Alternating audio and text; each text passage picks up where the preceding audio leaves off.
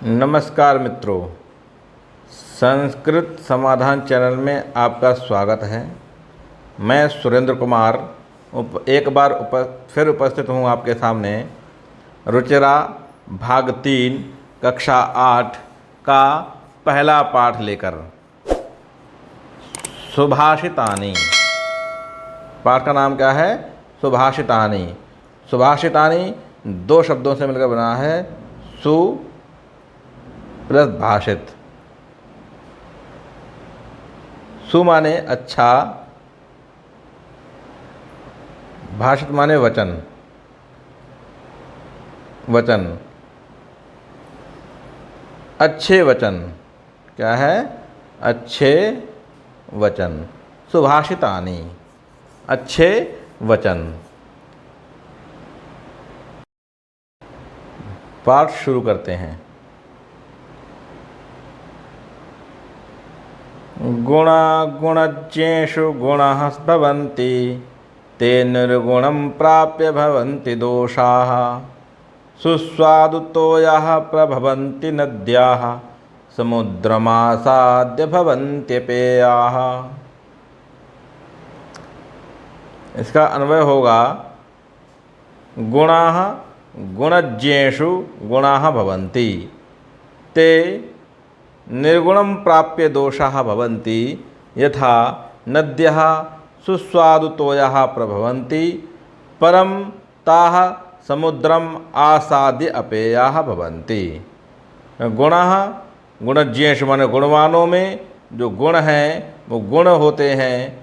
ते माने वे, निर्गुणम प्राप्य माने निर्गुणों को प्राप्त करके, दोषाः भवन्ति माने दोष हो जाते हैं। यथा नद्यः सुस्वादुतोयाः माने नदी भी, सुस्वादुतोयाः माने स्वादिष्ट जल के साथ, प्रवहन्ति माने बहती है, या प्रवहन्ति माने बहती है, निकलती है। परम समुद्रम आसाद्य अपेयः भवन्ति, लेकिन समुद्र के पास जाकर के उसका जो जल है वह भी स्वादिष्ट नहीं रहता है। शब्दार्थ हैं गुणज्ञेषु गुणी व्यक्तियों में, निर्गुणम प्राप्य माने गुणहीन व्यक्ति को, सुस्वादुतोयाः स्वादिष्ट जल वाली प्राप्त करके, प्रभवन्ति बहती हैं, समुद्रम समुद्र को आसाद्य प्राप्त करके, अपेयाना ना पीने योग्य हो जाता है जल। कहने का तात्पर्य है कि गुण जब तक गुणी व्यक्ति के पास होते हैं तब तक गुण होते हैं, परंतु जब वे गुण निर्गुण अर्थात गुणहीन व्यक्ति के पास चले जाते हैं तो वे दोष बन जाते हैं। जैसे स्वादिष्ट जल वाली नदियाँ बहती हुई समुद्र से मिलते ही अपेय माने ना पीने योग्य हो जाती हैं, अपेय हो जाती हैं माने पीने योग्य वो नहीं रहती हैं।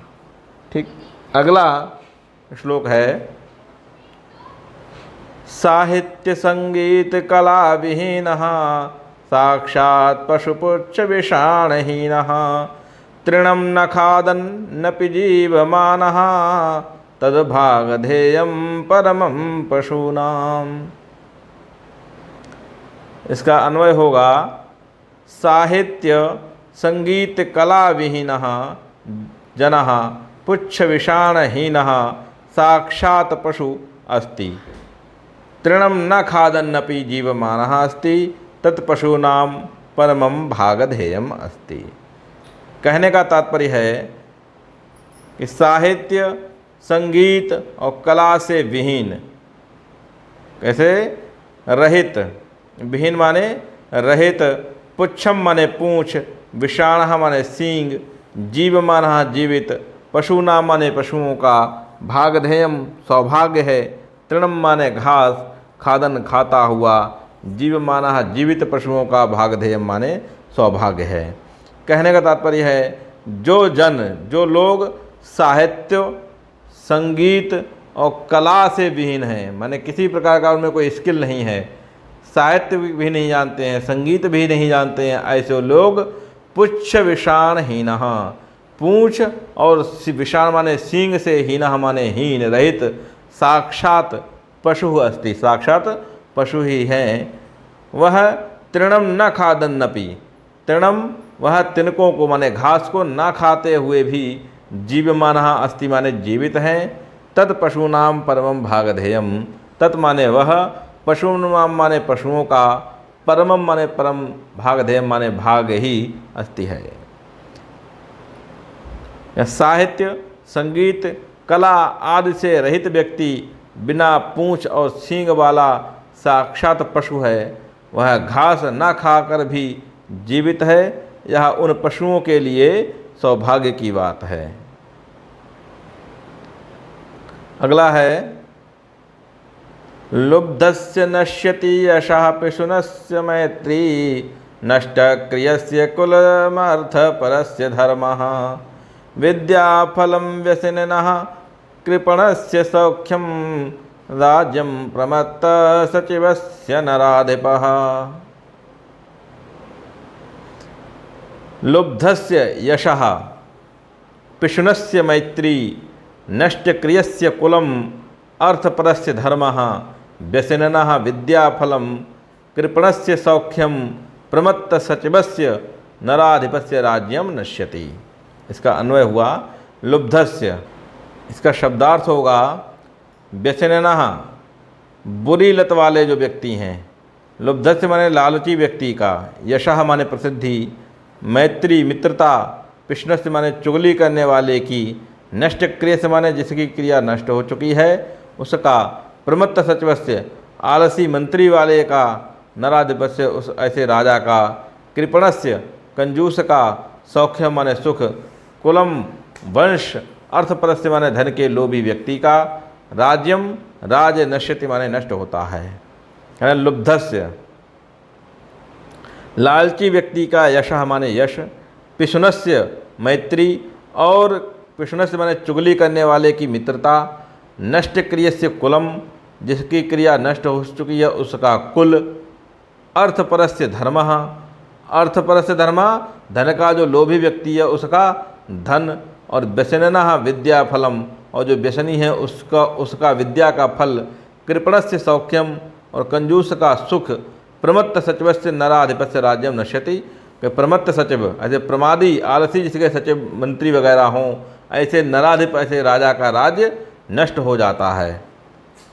इसका अर्थ होगा लालची व्यक्ति का यश, चुगलखोर की मित्रता, अकर्मण्य व्यक्ति का वंश, धन के लोभी व्यक्ति का धर्म, बुरी लत वाले व्यक्ति की विद्या, कंजूस का सुख और आलसी मंत्रियों वाले राजा का राज्य नष्ट हो जाता है।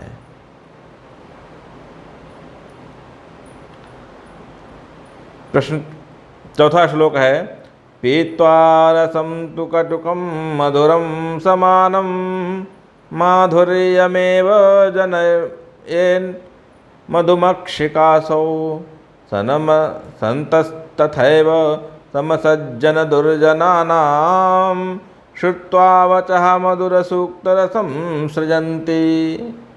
इसका अन्वय होगा असौ मधुमक्षिका तु कटुकम मधुरम व रसम समानं पीत्वा माधुर्यम एव जनयेत, तथैव सन्तः समसज्जन दुर्जनानां वचः श्रुत्वा मधुरसूक्तरसं सृजन्ति। शब्द असौ माने यह, तथैव माने उसी प्रकार, मधुमक्षिका मधुमक्खी, कटुकम माने कड़वा, और मधुरम वा और मीठा, समानम रसम पीत्वा समान रस को पी करके, माधुर्यम एव जनेत माने मधुरता मीठा ही उत्पन्न करती है। तथैव संतः उसी प्रकार जो संत हैं, जो समसज्जन दुर्जना नाम, जो संत हैं समान हैं, उनको दुर्जन लोगों के बचा हमारे वाणी को सुन करके मधुर सूक्त रसम सजंती, मधुर सूक्तियों के रस का सजन करते हैं। कहें यह मधुमक्खी कड़वा और मीठा रस समान रूप से पीकर मधुर रस शहद का ही निर्माण करती है। उसी प्रकार संत लोग सज्जन और दुर्जनों की बातें समान रूप से सुनकर सदा मधुर सूक्त रस का निर्माण करते हैं, अर्थात मीठी वाणी ही बोलते हैं। अगला विहाय पौरुषम यो हि दैवम अवलंबते, विहाय पौरुषम यो हि देवम एव अवलंबते प्रसाद सिंहवत तस्य मूर्धनि तिष्ठति वायसाः। यो पौरुषम विहाय ही देवम एव अवलंबते प्रासाद सिंहवत तस्य मूर्धनि वायसः तिष्ठन्ति। यो माने जो, पौरुषः माने पराक्रम को, विहाय माने छोड़कर, दैवम माने भाग्य को ही, अवलंबिते माने सराहा करते, सहारा लेते हैं, वह प्रसाद सिंहवत महलों के शेर की तरह है। मूर्धनि माने मूर्धा पर, वायसा तिष्ठन्ति। जो व्यक्ति अपने पौरुष अर्थात परिश्रम को छोड़कर भाग्य का सहारा लेते हैं, उस व्यक्ति की स्थिति महलों में बने हुए उस शेर की तरह हो जाती है जिसके सिर पर कौवे बैठते हैं।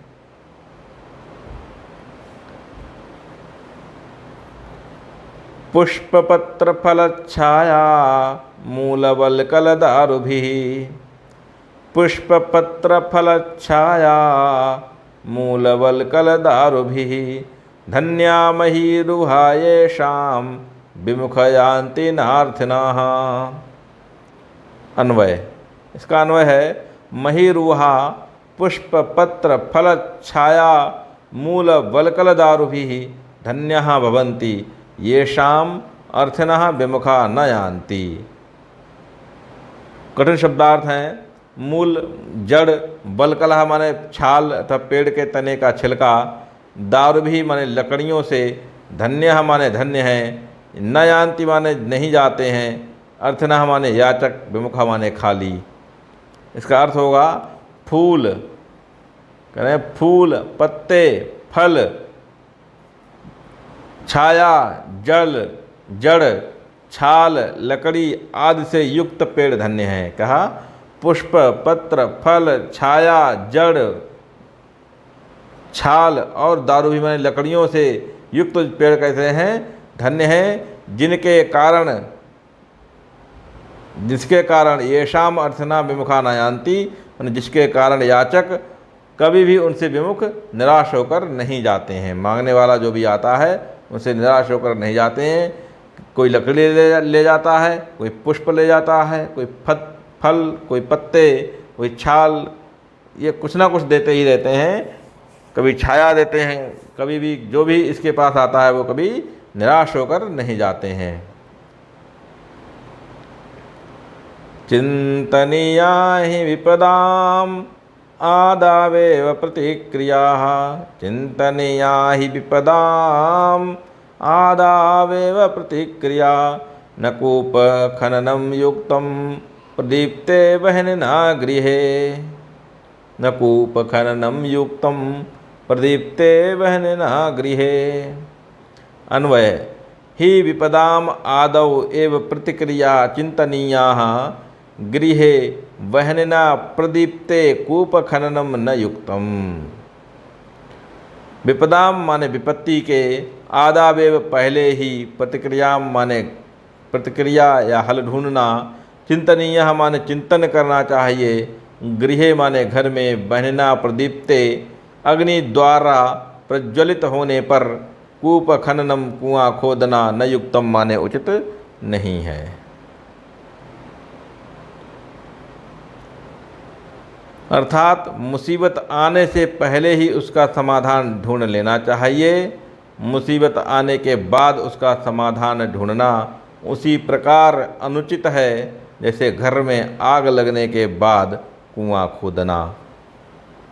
ठीक, कहने का तात्पर्य है कि यदि कोई मुसीबत आने से पहले, माने कोई कार्य करना है उससे पहले, या कोई कार्य है उसे आने से पहले अपने समाधान को कोई कार्य करना जा रहे हैं तो उसके विपरीत परिणाम भी सोच लेने चाहिए, या अन्यथा ऐसा ना हो कि जब आग लगने वाली हो या कुछ होने वाला हो तब आप उसके बारे में विचार करें, या कुछ भी कहने से पहले विचार करना चाहिए। कहा भी गया है बिना विचारे जो करे सो पाछे पछताए, काम बिगाड़े आपनो और जगमय होए हंसाए। कि बिना विचारे कोई भी जो कार्य किया जाता है वह कभी कभी पीछे उसे कार्य करने के बाद पछताना पड़ता है। तो कहते हैं कि बिना विचारे जो करे सो पाछे पछताए, और अपना काम बिगाड़े और फिर भी उसकी जग में हंसाए, होती है जग में हंसी होती है, वो हंसी का पात्र बनता है। तो कहने का तात्पर्य है कि ऐसा ना हो कि श्लोक के माध्यम से ये बताया गया है कि जैसे घर में आग लगी हो और फिर कुआं खोदने बैठे, ऐसा नहीं। किसी भी समस्या का समाधान पहले से ही खोज के रखना चाहिए। पाठ समाप्त होता है। इसका अभ्यास कार्य की ओर चलते हैं। अभ्यास। पाठे दत्तानाम पद्यानाम सस्वरवाचनम कुरुत। छात्र स्वयं इसको करें, छात्र इसको स्वयं करें। प्रश्न 2 है, श्लोकांशेषु रिक्त स्थानानि पूरयति। श्लोकों के जो अंश दिए गए हैं, रिक्त स्थानों की पूर्ति करनी है।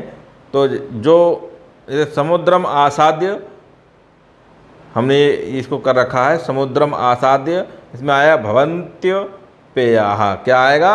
भवन्त्य अपेयाः। ठीक। श्रुत्वा डैश, खाली स्थान में क्या आया? श्रुत्वा वचः मधुर सूक्त रसम सृजन्ति। वचः मधुर सूक्त रसम सृजन्ति। तद्भागधेयम पशूनाम, इस प्रकार से था तो यहाँ आया परम। तद्भागधेयम परमम पशूनाम। विद्याफलम कृपणस्य सौख्यम। विद्याफलम व्यसनिनः। विद्याफलम व्यसनिनः कृपणस्य सौख्यम। पौरुषम विहाय यः दैवम एव अवलंबते। चिंतनीया ही विपदाम आदौ। ठीक। अगला प्रश्न है, प्रश्न 3 है, प्रश्नानाम उत्तराणि एक पदेन लिखत। का नंबर है? व्यसनिनः किम नश्यति। व्यसनिनः किम नश्यति, तो उत्तर आएगा विद्याफलम। व्यसनी किसका नाश होता है? व्यसन से विद्या के फल का नाश हो जाता है। कस्य यशः नश्यति। अगला प्रश्न है, कस्य यशः नश्यति। किसका यश नष्ट हो जाता है? तो लुब्धस्य, जो लुब्धक होते हैं उनका यश नष्ट हो जाता है। मधुमक्षिका किम जनयति। मधुमक्षिका किसको उत्पन्न करती है? तो माधुर्यम, मधुरता के लिए। मधु सूक्त रसम के सृजन्ति। मधुर सूक्त रसम कौन? तो मधुमक्षिक संतः। मधुर सूक्ति के रस हमेशा सृजन करता है। कौन करता है? संत लोग जो होते हैं, चाहे उनके लिए कोई बुरे वचन कहे, बुरे बताए या अच्छे में मिले, सबका ग्रहण करके उनके द्वारा मधुर सूक्तियों का रस ही सृजित किया जाता है। अर्थनः केन विमुखः न यान्ति। अर्थनः केन विमुखः, अर्थना महीरुहेभ्यः। महीरुहेभ्यः विमुखः।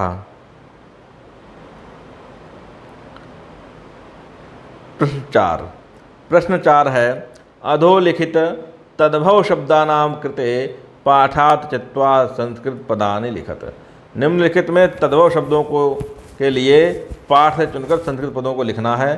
तो ये है कंजूस, कड़वा, पूंछ, लोभी, मधुमक्खी और तिनका। ये तद्भव शब्द हैं, इनके संस्कृत पद लिखने हैं। कंजूस, कंजूस ये है, कंजूस का आएगा कृपण। कंजूस का बनेगा कृपण। क्या बनेगा? कृपण। कड़वा कटुकम। कड़वा का संस्कृत में होगा कटुकम। पूंछ का होगा पुच्छः। पुच्छा। लोभी का होगा लुब्धा। क्या होगा? लुब्धा। मधुमक्खी का होगा मधुमक्षिका। और तिनके का बनेगा तृणम। क्या बनेगा? तृणम। ठीक। चलते हैं प्रश्न 5 की ओर। अधोलिखितेषु वाक्येषु कर्तृपदम क्रियापदम च चित्वा लिखत। निम्नलिखित वाक्यों में कर्तृपद और क्रियापदों को चुनकर लिखना है। वाक्य हैं इसके, निर्गुणम प्राप्य भवन्ति दोषाः। निर्गुणम प्राप्य भवन्ति दोषाः, इनका कर्तापद होगा दोषाः। क्या है? दोषाः कर्तापद है। गुणज्ञेषु गुणः भवन्ति। गुणज्ञेषु गुणः भवन्ति, इसमें गुण। मधुमक्षिका, अच्छा क्रियापद क्या होंगे? निर्गुणम प्राप्य भवन्ति दोषाः में क्रियापद होगा सृजन्ति। क्या होगा? सृजन्ति। गुणज्ञेषु गुणः भवन्ति में कर्तापद होगा गुणाः और भवन्ति होगा इसका, भवन्ति होगा क्रियापद।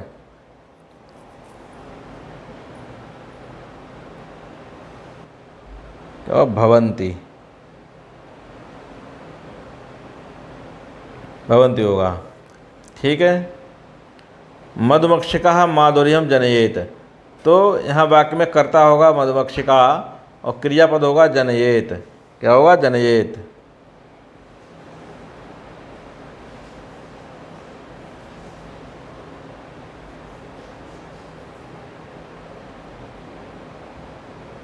प्रश्नस्य मैत्री यशः नाशयति, मैत्री ये कर्ता पद है, मैत्री इसका कर्ता पद होगा, मैत्री कर्ता पद होगा और नाशयति, जो नाशयति है वह क्रियापद होगा। नद्यः समुद्रम आसाद्य अपेयः भवन्ति, नद्यः इसमें कर्ता पद है और भवन्ति, भवन्ति इसमें क्रियापद है।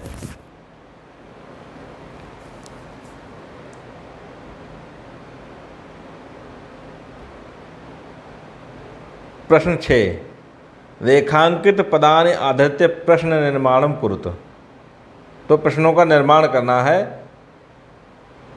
गुणः गुणज्ञेषु गुणः भवन्ति, इसका प्रश्न निर्माण होगा के गुणज्ञेषु गुणः भवन्ति, के गुणज्ञेषु गुणः भवन्ति।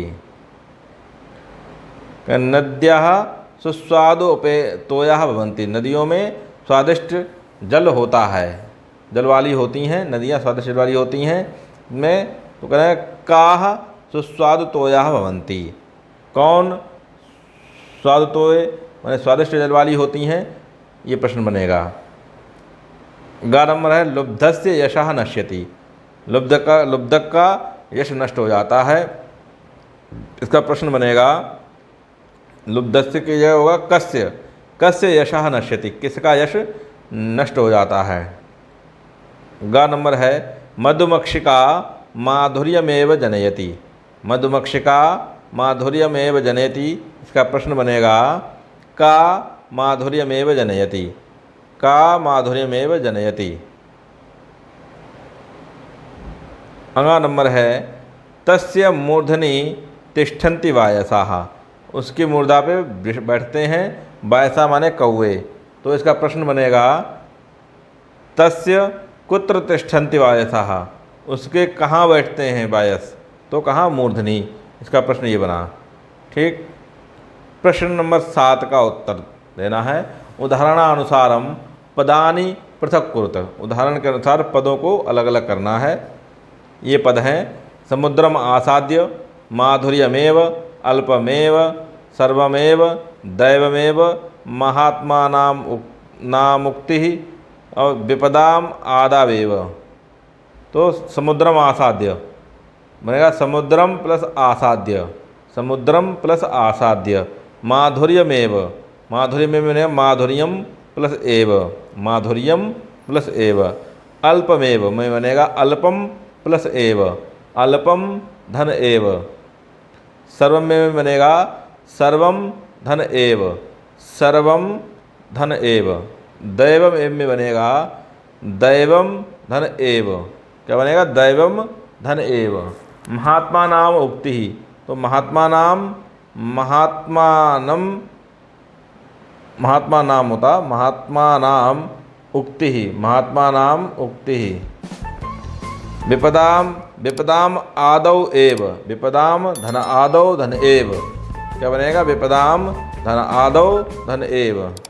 इस प्रकार से हमारा पहला पाठ कंप्लीट होता है। किसी को कोई समस्या हो तो कमेंट बॉक्स में लिखकर हमें बता सकता है। मिलते हैं अगले पाठ में, तक धन्यवाद, नमस्कार।